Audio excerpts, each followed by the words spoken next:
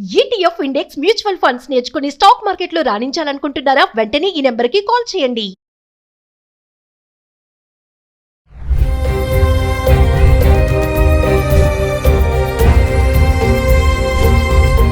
నమస్తే, welcome back to Suman TV. ప్రస్తుతం మనతో పాటు ఉన్నారు ఫ్యామిలీ కౌన్సిలర్ రజనీ రమ గారు. నమస్తే మ్యామ్. నమస్తే నది. మ్యామ్, విజయవాడ ఇన్సిడెంట్ చూసుకుంటే అసలు ఇద్దరు పిల్లల్ని మరి తండ్రి చూసుకుంటున్నాడు, తల్లి బెహ్రెయిన్లో ఉంది. పిల్లలిద్దరిని చంపేసి ఒక మంచి అందమైన ఒక ఉత్తరం కూడా రాసి, అంటే నా కడుపున పుట్ట అర్హత లేదురా మీకు అని చెప్పేసి రాయడము, నేను కూడా చనిపోతున్నాను అనేసి. మరి చనిపోలేదు అతను, పిల్లలిద్దరిని మాత్రం చంపేశాడు. ఆమె ఉద్యోగం కోసం అక్కడికి వెళ్ళింది, తీరా చూస్తే భార్య పైన అనుమానం అంట. మరి సంపాదించడానికి వెళ్ళింది, బిడ్డలను చూసుకోవాలిగా జాగ్రత్తగా.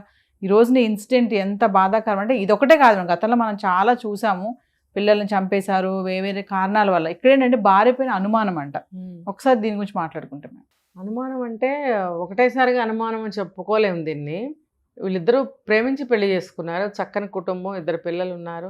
ఇప్పటికీ కూడా నా భర్త అలా చేశాడంటే నేను నమ్మలేకపోతున్నాననే చెప్తుంది అమ్మాయి. అంటే ప్రేమించి పెళ్లి చేసుకుంది కాబట్టి బిడ్డల్ని బాగా చూసుకుంటాడనే నమ్మకంతో, భరోసాతో వెళ్ళింది. అయితే నెంబర్ 1 ఏంటంటే అసలు ఆ అమ్మాయి సంసారాన్ని ఇక్కడ వదిలేసి, భర్తను అలాగా వదిలేసి వేరే కంట్రీకి వెళ్ళి ఉద్యోగం చేయటం అనేది తప్పు. డబ్బు సంపాదించాలి అనుకుంటే ఇక్కడ ఏదైనా ఉద్యోగంలో జాయిన్ అవ్వు. అంటే నేను ప్రతిసారి మనం చెప్పుకుంటున్నాం, ఆశలు ఎక్కువగా ఉంటున్నాయి, కోరికలు ఎక్కువగా ఉంటున్నాయి. డబ్బు బాగా సంపాదించాలి, డబ్బు బాగా సంపాదించి మేము బాగా ఉండాలి. ఆ కోరిక తప్పు కాదు, కానీ హౌ ఇట్ ఈస్ పాసిబుల్ అనేది ఆలోచించాలి. ఆ పోనీ పాసిబిలిటీస్ ఉన్నాయి, వెళ్ళొచ్చు, సంపాదించవచ్చు. ఇక్కడ పరిస్థితులు ఏంటి? ఇక్కడ యంగ్ ఏజ్లో ఉన్న భర్త, చిన్న చిన్న పసిమొగ్గల పిల్లలు, వెనక ఎవరున్నారో ఏంటో మనకు తెలీదు. అటువంటి సంసారాన్ని వదిలేసి తను వయసులో ఉన్న అమ్మాయి వెళ్ళిపోతే భర్తకి ఖచ్చితంగా కొన్నాళ్ళు అయ్యాక అనుమానం అప్పుడు వస్తుంది. ఇప్పుడు రీసెంట్గా మనం ఒక దుబాయ్లో కేసులు చూసాం. ఒక అమ్మాయిని బంధించి ఒక 6 మనుషులు అమ్మాయిని చిత్రహింసలు పెట్టి వాడుకున్నారు, భర్త తల కొట్టుకుంటున్నాడు అని చెప్పి మనం విన్నాం. అలాంటివన్నీ విన్నప్పుడు ఈ అబ్బాయికి అనుమానం రావడం సహజం, అవునా కాదా? దానికి సమాధానం ఎవరు చెప్పాలి, ఎవరు చెప్తారు, ఎవరికి అవసరము? భార్య తెలుసుకోవాలి. బయట పరిస్థితులు బాగోలేదు కాబట్టి సంసారాన్ని వదిలిపెట్టి వెళ్ళకూడదు. చక్కగా 10 ఏళ్ళు కాపురం చేశారు కదా, బాగానే ఉన్నారు కదా, తన చేత్తో తనే కూలగొట్టుకున్నట్టు అయింది సంసారం. అయితే భార్యకి సహకరించటం అనేది అతని ధర్మం. నమ్మి కదా వెళ్ళింది, పిల్లల్ని పెట్టి కదా, మన సంసారం కోసమే కదా నేను వెళ్తున్నాను అని చెప్పి వెళ్ళింది కదా, తన డబ్బులు పంపిస్తుంది కదా. పంపించినప్పుడు తను ఏం చేయాలి? తను కూడా ఏదైనా ఉద్యోగం చేసుకుంటూ ఉండాలి, పిల్లల్ని చూసుకోవాలి. ఎవరైనా ఉంటే పెద్దవాళ్ళు, అమ్మలు కానీ ఎవరైనా వాళ్ళని ఇంట్లో పెట్టుకుని వాళ్ళని చూస్తూ ఉండమని చెప్పి తను జాబ్కి వెళ్ళడము, పిల్లల్ని పరిరక్షించుకోవడం లాంటి ఒక బాధ్యతాయుతమైన తండ్రి, ఒక భర్త చేయవలసిన పని, చేసే పని అది. అతను అలా చేయకుండా, జాబ్ చేయకుండా, భార్య పంపే డబ్బుల మీద డిపెండ్ అవుతూ మధ్యలో అనుమానం, ఇప్పుడు ఖాళీగా ఉన్నప్పుడు బుర్ర అనేకమైన పురుగులు తొలుస్తూ కరెక్టే అది. ఆ తొలిచినప్పుడు ఏం చేస్తుందో, మొన్న ఇలా అయ్యింది, ఇప్పుడు రోజు వచ్చే న్యూస్లు కూడా కొంత బుర్రను పాడు చేస్తాయి.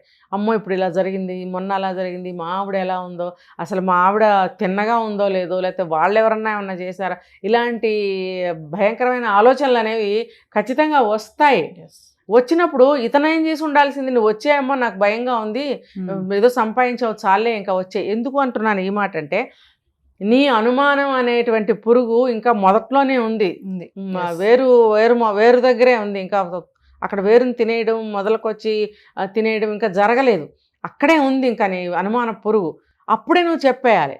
చెప్పేస్తే ఇమీడియట్గా వచ్చేసింది అనుకో, మా ఆయనకి ఇష్టం లేదు, నిజంగా ప్రేమించి పెళ్లి చేసుకున్నారు, మా ఆయన ఇలా వచ్చేయమన్నాడు, ఇష్టం లేదని గౌరవించే మనిషి అయితే ఇమీడియట్గా తను వచ్చేసేది.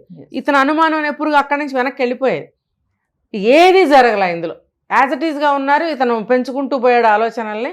ఉద్యోగం చేయట్లేదు, కొంతమంది ఉద్యోగాలు చేయరు, కొద్ది రోజులు 10 రోజులు చేయటం, 20 రోజులు చేయటం, వాడి దగ్గర నేను చేయలేను, వాడు ఇట్లా అంటున్నాడు, వీడు ఇట్లా అంటున్నాడు, ఏదో సాకు చెప్పడం, ఏదో ఒకటి చెప్పి అక్కడ ఇమడలేరు.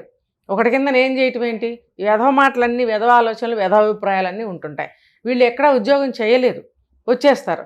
మళ్ళీ ఇలాంటి వాళ్ళు భార్యలకు ఎలాంటి వంక చెప్పవచ్చు అని అంటే, నేను ఉద్యోగానికి వెళ్తే పిల్లల్ని ఎవరు చూస్తారు అనేది మొదట్లో చెప్పి ఉండినటువంటి ఒక విషయం అనుకుందాం. చివరికి వచ్చేటప్పటికి ఏమైంది? భార్య మీద అనుమానం బయలుదేరింది. ఇప్పుడు ఎటు తిప్పుతాడని అంటే, రాశాడు ఉత్తరంలో, నేను నీ డబ్బు తింటూ నువ్వు పంపిస్తుంటే నేను ఇలాగ ఎంజాయ్ చేయటం అనేది, తినటం అనేది నాకు సిగ్గుగా ఉంది, నీకు చాలా ద్రోహం చేస్తున్నాను, నేను చచ్చిపోతున్నాను. పోరా బాబు, నువ్వు చచ్చిపోతే చచ్చిపో, ఆమె వచ్చి పిల్లల్ని సాక్కుంటుందో పిల్లల్ని తీసుకుని వెళ్తుందో పోనీ ఏడ్చేది ఒక్కతే. అంతే. నువ్వు వాళ్ళని ఎందుకు చంపావు? పోనీ నువ్వు చచ్చిపోయావు, పిల్లలు చచ్చిపోయారంటే ఏమో ఇంకో అలా ఉండేది. ఇంకోలా ఉండేది. నువ్వేమో చక్కగా తిరుగుతుంటివి. పిల్లల్ని ఎందుకు చంపావు నాయన మధ్యలో నువ్వు? ఇప్పుడు ఆవిడ అక్కడెక్కడ ఉంది, నువ్వు ఇన్ని మాటలు చెప్పి ఇన్ని డ్రామాలు వేసి నువ్వు చచ్చిపోతానని చెప్పి నువ్వు బతికిపోయావు. మరి ఇప్పుడు ఆ పిల్లల పరిస్థితి, వాళ్ళని ఎందుకు చంపినట్టు? వాళ్ళే నీకు అన్యాయం ద్రోహం చేశారు. క్షణికావేశంలో తీసుకున్న నిర్ణయాలు అనుకోవచ్చు అంటారా మేడం? ఏమో ఇది క్షణికావేశంలో తీసుకున్న నిర్ణయం లాగా నాకు లేదు. ఆల్రెడీ చాలా సార్లు కూడా ఆలోచించాడనే అంటున్నారు కొంత. ఆలోచించాడు, ఏం ఆలోచించాడు? తనకు కావాల్సిన విధంగా ఆలోచించాడు, కానీ ఇక్కడ ఎక్కడా కూడా నాకు అది కనిపించట్లేదు. ఉత్తరం రాశావు, నువ్వు ఉత్తరం రాసినట్టు నువ్వు చేయలేదు. దానికన్నా ప్రీ ప్లాన్ ముందే 6 నెలల నుంచి ఇంత పెద్ద గడ్డాలు పెంచావు. 6 నెలల నుంచి నువ్వు గడ్డం పెంచాల్సిన అవసరం ఏంటి? నువ్వు ఒక 8 నెలల క్రితమే భార్య వచ్చి వెళ్ళిందట. భార్య వచ్చి వెళ్ళిన తర్వాత నువ్వు స్టార్ట్ చేసావు. ఇప్పుడు 6 నెలలు అయింది అంటే 2 నెలలకి నువ్వు స్టార్ట్ చేసావు ఈ డ్రామా, ఈ ఆలోచన అనేది. అంటే ఆ భార్య వచ్చినప్పుడు మీరిద్దరు ఏం మాట్లాడుకున్నారు? ఫ్యూచర్ ప్లాన్స్ ఏమైనా చేసుకున్నారా? పిల్లలకి కావాల్సిన భవిష్యత్ ప్రణాళికలు ఏమైనా వేసుకున్నారా? ఇద్దరం కలిసి కష్టపడదాము, ఇద్దరం కలిసి ముందుకు తీసుకెళ్దాం సంసారాన్ని అని అనుకున్నారా? అవన్నీ చేసున్నట్టయితే కనుక ఆవిడ వెళ్ళిన కొద్ది రోజులకే గడ్డాలు ఇలా పెంచడుగా. 6 నెలలు పెంచాడంటే ఎంత చిరాకేస్తుంది వాళ్ళకి. 6 నెలలు గడ్డం పెంచుకుని, అంటే ఇదంతా ప్లాన్లో భాగం. అప్పుడు పిల్లల్ని చంపి నేను చచ్చిపోతున్నానని చెప్పి లెటర్ రాసి పెట్టి వెళ్ళిపోయి తను చావకుండా గడ్డాలన్నీ తీసేసి చలామణి అవుతున్నాడు, తిరుగుతున్నాడు. మళ్ళీ వాళ్ళ ఫ్రెండ్ దగ్గర ఎక్కడో ఉన్నాడంట. మరి అతనెవరో షెల్టర్ ఇచ్చాడు, ఇతను చెప్పలేదా? ఇతనంతా చెప్పుంటాడు బహుశా. కొద్ది రోజులు షెల్టర్ తీసుకుందాం అనుకున్నాడేమో. కానీ ఏదైనా నిజం నిప్పు లాంటిదేనా, అది వెంటనే బయటకు వస్తుంది. తొందరగానే పోలీసులు పట్టుకున్నారు. అంటే నువ్వు పిల్లల్ని చంపేసేస్తే నీకు ఏమి దొరికింది? నీకేం దొరికింది? ఇప్పుడు నువ్వు నీ కోపం ఉంటే పోనీ భార్యని కొట్టేద్దాం, చంపేద్దాం అనుకుంటే అర్థం ఉంది. నువ్వు పిల్లలు అసలు పాప వాళ్ళు ఏం చేశారు? వాళ్ళు ఏమైనా అన్నారా నిన్ను? లేకపోతే హింస పెడుతున్నారా? నాన్న అది కావాలి, ఇది కావాలి, ఇది కావాలి అంటున్నారా? అన్నా సరే నీకు చేత కాకపోతే ఇన్నేళ్ళ నుంచి చేత కాకుండానే ఉన్నావు కదా. ఇప్పుడు కూడా అలాగే ఉండి పిల్లలే నిన్ను కొట్టరు కదా. అసలు వాళ్ళని ఎందుకు చంపినట్టు ఇప్పుడు అది తేలాల్సింది ఉంది. ఏమైనా ఇప్పుడు అతనికి మనం చెప్పుకుంటాం సాధారణమైన మాటలు, కఠినమైన శిక్ష పడాలి అని. ఇప్పుడు ఆ భార్య అంతా రోధిస్తుంది. నాకు పిల్లలు పుట్టకపోయినా నేను బాధపడేదని కాదు, గొడ్రాల్లాగా ఉండేదాన్ని. నా 2 పిల్లల్ని చంపేశాడు. 7-8 ఏళ్ళు 9 ఏళ్ళు ఉంటాయి.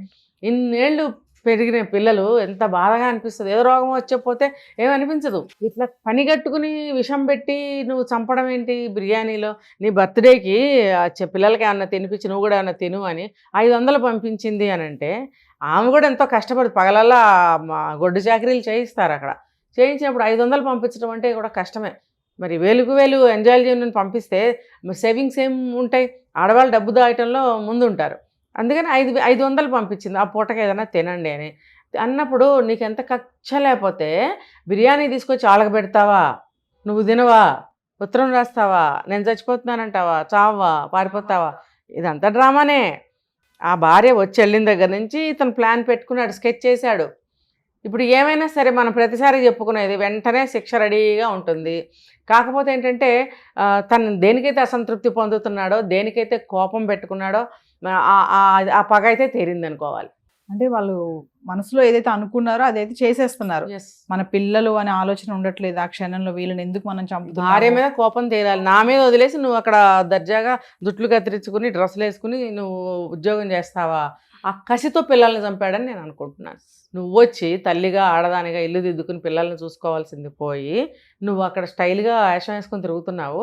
నేను ఇక్కడ ఇంట్లో కూర్చొని పిల్లల్ని సాకాలా? బయట నిన్ను ఇంట్లో ఎవరో కూర్చోమలేదు, నేను ఉద్యోగం చెయ్యమనే కదా. నువ్వు ఉద్యోగం చేస్తూ పిల్లల్ని పెంచుకోవచ్చు. ఏదో వెళ్ళింది, అదే భర్త ఫారెన్ వెళ్తే భార్య ఉండదా ఇంట్లో? అలా ఎందుకు ఆలోచించలేకపోతున్నారు? నేను అసమర్థుడిని, నేను సంపాదించలేకపోతున్నాను, భార్య వెళ్ళింది సంపాదించుకొస్తుంది, ఇంట్లోనన్నా కూర్చొని పిల్లల్ని చూద్దామని నీకు లేదు. మరి ఆమెను ఎందుకు నిందిస్తావు? ఎవరో ఒకళ్ళు ఒక చక్రమైన నడవాలి కదా. మరి అది లేదు అతనికి. అంటే ఇక్కడ కోఆర్డినేషన్ సరిగ్గా లేదు అనుకోవచ్చు అంటారా? వైఫ్ అండ్ హస్బెండ్ మధ్యలో కూడా అసలు లేదు. ఎంత ప్రేమించి పెళ్లి చేసుకున్నా ఆకర్షణ వయసు అంతవరకే. ఆ వయసు దాటిపోలేదా? ఆ టైంలో బాధ్యత, ప్రేమ ఇవన్నీ పక్కన పెట్టేస్తాను. ఏం గుర్తు, నా మీద ప్రేమ ఉంటే అసలు ఎందుకు వెళ్తుంది అది అని ఈ యాంగిల్లో ఆలోచిస్తాడు ఇతను. ప్రేమించి పెళ్లి చేసుకున్నాము, 2 బిడ్డలు పుట్టారు, చక్కగా ఉన్న సంసారం నుంచి సంపాదిస్తానని చెప్పి వెళ్తుందా? నా మీద ఏం ప్రేమ ఉన్నట్టు? నన్ను ప్రేమించి పెళ్లి చేసుకుని పిల్లల్ని కన్నప్పుడు పిల్లల మీద ప్రేమ ఏది? మరి నా మీద ప్రేమ ఉంటే పిల్లల్ని వదిలేసి వెళ్తుందా? అంటే ఎట్నుంచి ఎట్లు లింకులు పెట్టుకుని ఆలోచిస్తారో తెలుసా వీళ్ళు. మరి ఈ భావాలన్నీ అతనికి ఉక్కిరి బిక్కిరి చేసి తారాస్థాయికి వెళ్ళిపోయినప్పుడు భార్య మీద కసి కోపంతో ఈ పని చేశాడని నేను అనుకుంటున్నా. నువ్వు పిల్లల్ని పెంచుకోకుండా నువ్వు వెళ్ళిపోతే నాకేంటి బాధ్యత, నేను నా దారి నేను జై పరమేశ్వర పోతా అని చేశాడు.